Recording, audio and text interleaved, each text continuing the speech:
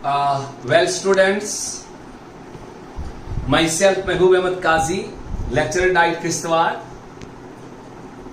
Triangles वाले chapter आप पढ़ रही हैं क्लास 10 से, चैप्टर नंबर 6। अभी तक आपने इसके 2 पार्ट्स पढ़े और दोनों पार्ट्स में आपने फोकस किया कि 2 पॉलीगन्स कैसे होती हैं सिमिलर। उसके लिए 3 क्राइटेरिया है, 3 बातें। Number 1, number of sides equal होनी चाहिए। नंबर 2, करस्पॉन्डिंग एंगल्स इक्वल होने चाहिए। Number 3, corresponding sides in the same ratio होनी चाहिए। ये पढ़ा हमने।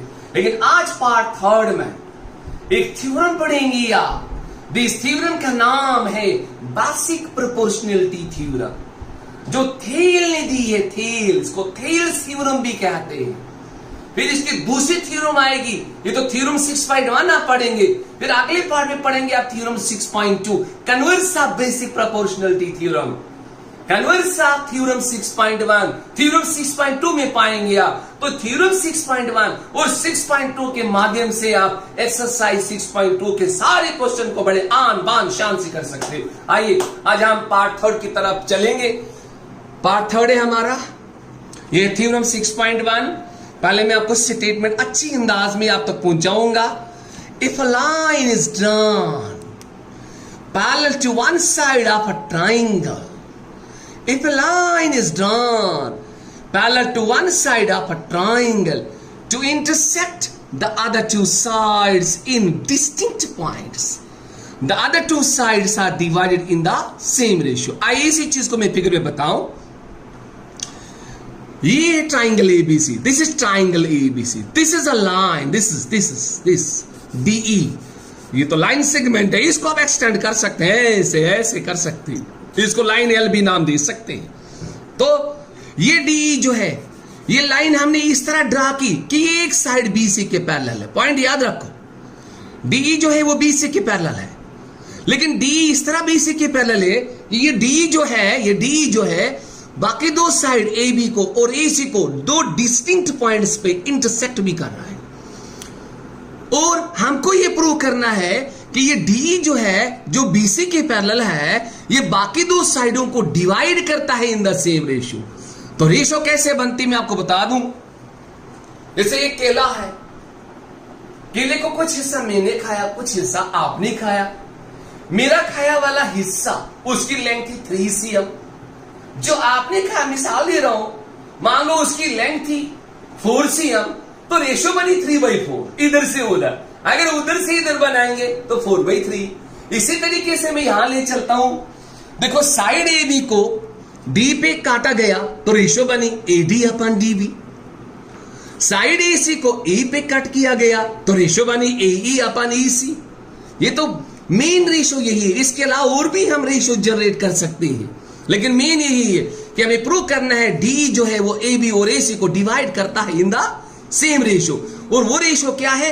AD/GB is equal AE/EC। तो सुनिए, एक बार फिर सुनिए। हमारे पास ट्राइंगल ABC है और इस ट्राइंगल यस देखिए ट्राइंगल ABC है। अच्छे से देखो, ये गिवन है ट्राइंगल ABC। और क्या गिवन है? DE side, DE line DE BC के पैरेलल है। DE कौन है? एक लाइन है, एक लाइन। इसको आप एक्सटेंड कर सकते हैं। ये BC के पैरेलल है, ये गिवन है। और प्रूव करना है ये DE बाकी 2 साइड्स को, मतलब AB को और AC को डिवाइड करता है इन द सेम रेशियो। वो रेशियो क्या प्रूव करनी है? AD/DB is equal AE/EC। तो बात क्लियर है। मैं यहां पे गिवन में ले चलता हूं। पहला पॉइंट बहुत सिंपल है। In triangle ABC DE intersects AB and AC, AD and E respectively। DE AB को, AC को D और E पे काट रहा है। सच रेट इस तरह काट रहा है कि DE जो है वो BC के पैरेलल है। ये गिवन में है। तो गिवन में ट्राइंगल आई, गिवन में DE पैरेलल टू BC आया। मेन पॉइंट आप प्रूव क्या करना है, उसे टू प्रूव कहते हैं। AD/DB first part of AB upon DB second part of AB is equal first part of AC AE upon second part of AC वो है EC, माना AE upon EC। I mean to say AD upon DB is equal AE upon EC। आपको प्रूव करना है, तो इसे prove करने के लिए मैं आपको एक अच्छा सा पॉइंट फिर से बताना चाहूंगा। जब गिवन इनसफिशिएंट हो, किसी चीज को प्रूव करने के लिए जब गिवन इनसफिशिएंट हो, तो हमें एक नया स्टेप उभारना पड़ता है जिसका नाम है कंस्ट्रक्शन। तो इस क्वेश्चन, इस थ्योरम के अंदर भी हमने ली है कंस्ट्रक्शन। इसकी तरफ आप फोकस करें। कंस्ट्रक्शन चीज क्या है? यहां कंस्ट्रक्शन में क्या किया हमने? इस वर्टेक्स E से साइड AB पर हमने ड्रॉ किया है एक altitude, EM altitude on side AB, और D से भी ड्रॉ किया एक altitude DN on side AC। ये साइड AC पर है, मतलब AE पर भी है, AC पर भी है। इसी तरह EM जो है पूरे AB पर है, मतलब AD पर भी है और DB पर भी है। अब देखिए मैंने यहां लिखा है draw EM perpendicular AB, DN perpendicular AC, फिर ज्वाइन B और E को ज्वाइन किया, C और D को ज्वाइन किया। आप देखो प्रूफ के अंदर में 9th क्लास की तरफ आपको ले चलूं। 9th क्लास में आपने एक थ्योरम पढ़ी है, triangles on the same base and between the same parallels are equal in area। वो ट्राइंगल्स जिनकी बेस एक जैसी हो और वो जो लाइक करें बिटवीन द सेम पैरेलल्स, उनके एरियाज इक्वल होते हैं। आइए इसी कंसेप्ट को हमें प्रूफ में दिखाता हूं। Since triangles on the same base and between the same parallels are equal in area, एक थ्योरम है 9th क्लास में, एक प्रॉपर्टी है, आपने पढ़ा है। तो अब मेरे लिए वो कौन सी ट्राइंगल है? DEB, और सेकंड DEC, एक DEB दूसरी DEC, DEB और DEC, ये दूसरी वाले, दोनों की बेस को DE माना गया और दोनों के पैरेलल्स DE और BC माने गए। वो है भी DE BC के पैरेलल है भी, तो बेस DE आई दोनों में, पैरेलल आई DE और BC। तो हम कह सकते हैं area of triangle DEB is equal area of triangle DEC। तभी यहां लिखा therefore area of triangle DEB is equal to area of triangle DEC। इसको हमने फर्स्ट इक्वेशन नाम दिया। इसी तरह से आपने पढ़ा है कि कोई भी ट्राइंगल हो उसका एरिया निकालने का फॉर्मूला है 1/2 into base into corresponding altitude. देखो ट्राइंगल ADE में, ट्राइंगल ADE में अगर हम AD को बेस कंसीडर करें तो EM है अल्टीट्यूड, तो इसका इस ADE का एरिया का फॉर्मूला बनेगा 1/2 इंटू AD इंटू EM, वो लिखा हमने। Also area of triangle ADE is equal 1/2 into AD into EM, second equation.